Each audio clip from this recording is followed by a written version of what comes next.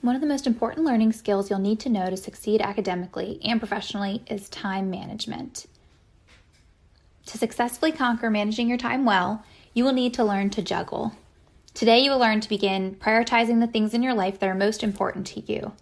You will break down large assignments, including studying for final exams, into smaller sections or smaller amounts of time. You will also learn tactics and strategies to manage the distractions in your life, as well as how to best schedule your life activities using a planner or several other apps that are out there for time management. Please take a minute to briefly create a to-do list of the academic tasks that you have for this week. In particular, list any assignments that might be due in class or online, reading that your professors have asked you to complete, and tests or quizzes that you will take. On the side of that list, create a smaller list of other activities that you are committed to, including shifts you may have at work or practices and club meetings for extracurricular activities. Now, rank those tasks in order of both importance and urgency. Important tasks are those which need to be completed, such as applying for internships or scheduling a doctor's appointment.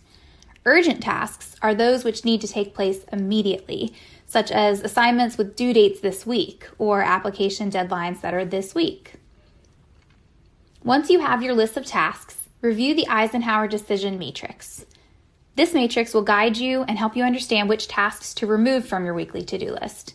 The various boxes group tasks that are important or not important and urgent or not urgent.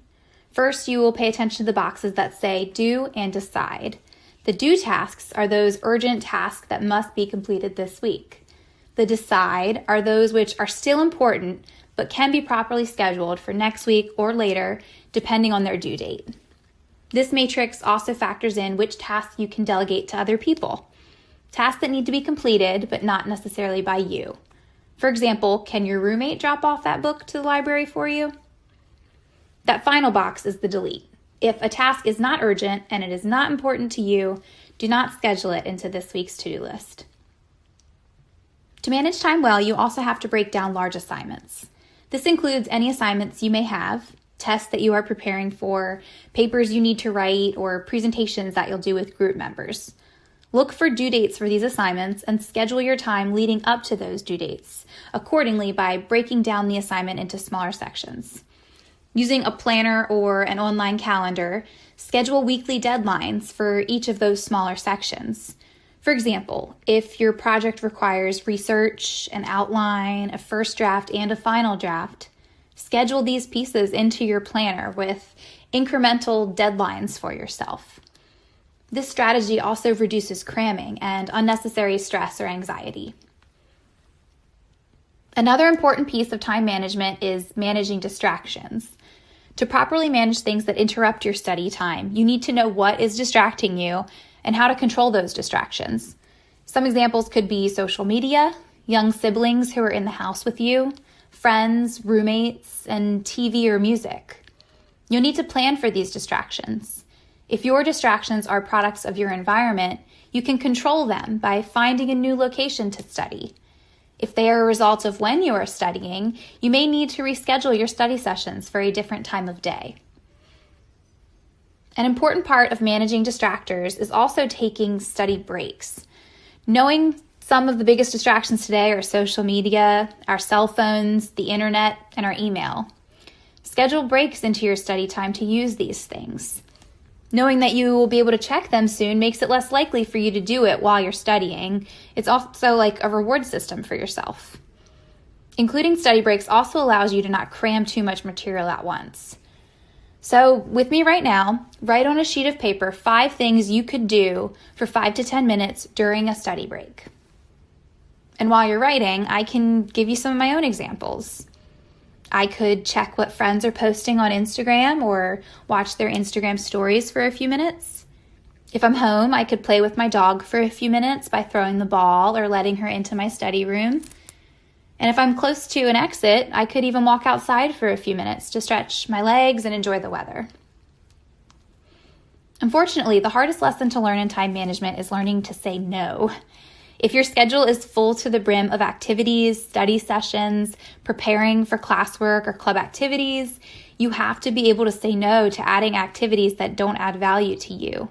You don't have to be a member of every club because you won't be as engaged or involved if you try to stretch your time too thin. And if you already have a study session planned and a few friends ask you to go out to dinner, you have to know that there will be more dinners. Be flexible, but stick to your schedule when you can. With the topic of friends also comes the topic of who to study with and when to study. Do you find that it's hard concentrating or your eyes get tired when you're studying? Well, are you studying in your bed or are you studying late at night? Try moving to the library or studying during a break between classes rather than at the end of the day. Also, consider who you are studying with. If you learn better brainstorming with others, don't limit yourself to individual study. Try to use the resources SU offers to build a study group for your class or meet with friends to study at the same time. But don't study with friends who will distract you. Some great apps for your phone and computer exist to assist with technology distractions. For example, Self-Control and Cold Turkey Blocker let you block your own access to distracting websites for a set period of time, even if you restart your computer or delete the app. Focus at Will is an app for your phone that allows you to use music to help you focus. Other apps like Rescue Time track exactly how you spend your time on your digital devices so you can gauge productivity and understand which apps are most distracting to you. Finally, the best way to manage your time is to schedule it.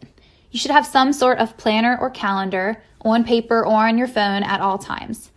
A physical planner is great for people who are tactile or like to write notes in the margins. It also helps to see everything at once. You can use it for all of your activities as long as you're able to carry it with you. A Google Calendar is great for those who need reminders. You can set notifications on your phone from any of those apps and calendars so you're notified when the task on your schedule is coming up. It's good for people who use their phones for everything because they're not likely to leave it behind.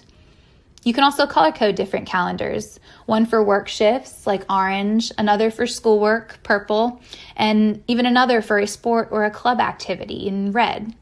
You can choose to display one of these sub-calendars at a time or all of them together. Your final activity is to schedule the next 2 weeks of your life using some of the strategies you've learned today. Do that right now. You should always begin by pulling out all of the syllabi for your different classes. Notice any readings, tests, assignments, or work that is due within the next 2 weeks. Then move to the other areas of your life, such as recurring club meetings or practice times and work shifts. Once you have noted these, you can begin to schedule those study sessions that we talked about, starting early. If any exam is within the next 2 weeks, make sure that you are breaking down the different sections of that exam. For example, schedule a study session for each chapter that you will be tested on, or each section of one chapter. Include those details on your calendar so you already know what you'll need to study during that time. Now, there are several benefits to having a schedule like the one you've just created. A schedule like this helps you plan ahead, organize the many areas of your life in one place, and it makes you more likely to follow through on the task that you've assigned yourself. A schedule like this is also very different than the to-do list we created earlier in the PowerPoint. A to-do list is usually a daily or sometimes weekly basic list of tasks for you to cross off as you go along. It helps you make sure that you are completing all of the urgent needs in your day, whereas a schedule is helping you organize and plan ahead for those needs.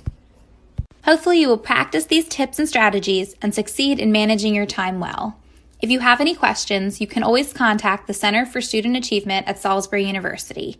They offer several resources, such as academic coaching and learning skills workshops, to best prepare you to tackle even your toughest of classes.